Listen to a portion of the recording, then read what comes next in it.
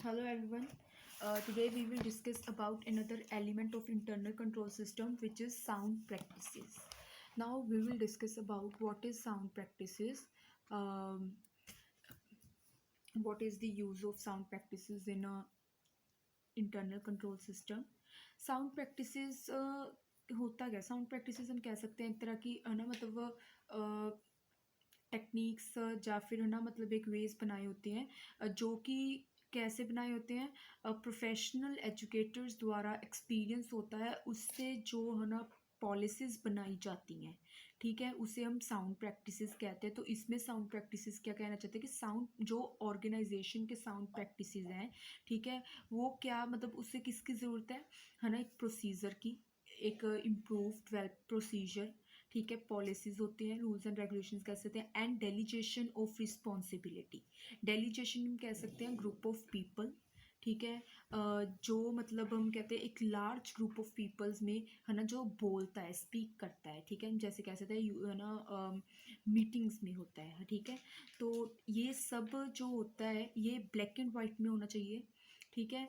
तो ये किस में हेल्प करता है हमारा, कि कोई भी क्वेरी होती है उसे अवॉइड करने में हेल्प करता है. Attempts to shift responsibility for unsatisfactory performance, ठीक है, कि ऐसा होता है कई बार कोई परफॉर्मेंस इतनी है ना सेटिस्फैक्ट्री नहीं होती, तो है ना उस पर मतलब फिर हम उसकी रिस्पॉन्सिबिलिटी को शिफ्ट कर देते हैं, ठीक है. तो ये हमारी इस चीज़ में हेल्प करता है साउंड प्रैक्टिसेस. तो ये था साउंड. अब हम बात करते हैं internal audit, which is the next element of internal control system. अब इंटरनल ऑडिट में क्या होता है? इंटरनल ऑडिट है, ये हम कह सकते हैं पूरे होल इंटरनल कंट्रोल सिस्टम का सबसे मेन पार्ट है, ठीक है, एक पार्ट है और ये इम्पॉर्टेंट पार्ट है, ठीक है, कि जो it should operate independently of internal check and in no circumstances. कि जो ये है ना, मतलब जो इंटरनल चेक है इसे इंडिपेंडेंटली चलाता है, ठीक है, ऐसे नहीं इसे किसी का दबाव है. इंटरनल ऑडिट में ऐसे नहीं इसे किसी का दबाव के अंडर आके करता है, ये इंडिपेंडेंटली सारा काम करता है, ठीक है. It should divert any one of responsibilities placed on him, ठीक है. कोई मतलब ये मतलब कोई भी रिस्पॉन्सिबिलिटीज़ इसके ऊपर आती है, ठीक है, ये उसे उसको काम उस रिस्पॉन्सिबिलिटीज़ को पूरा करता है. It is examination of accounts of business concern by its employ is specially appointed for the purpose. अब जो बिजनेस है, ऑर्गेनाइजेशन है, ये इंटरनल ऑडिट है, मीन्स ये सारा ऑफ कोर्स ऑडिट क्या होता है कि सारे अकाउंट, सारे खातों की, ऑर्गेनाइजेशन के, बिजनेस के सारे खातों की चेकिंग करना, ठीक है, कोई मतलब सारा देखना, कोई एरर तो नहीं है, कोई मिस्टेक तो नहीं है, कोई फ्रॉड तो नहीं है, सारे मतलब हर एक ट्रांजैक्शन को एविडेंस के साथ चेक करना.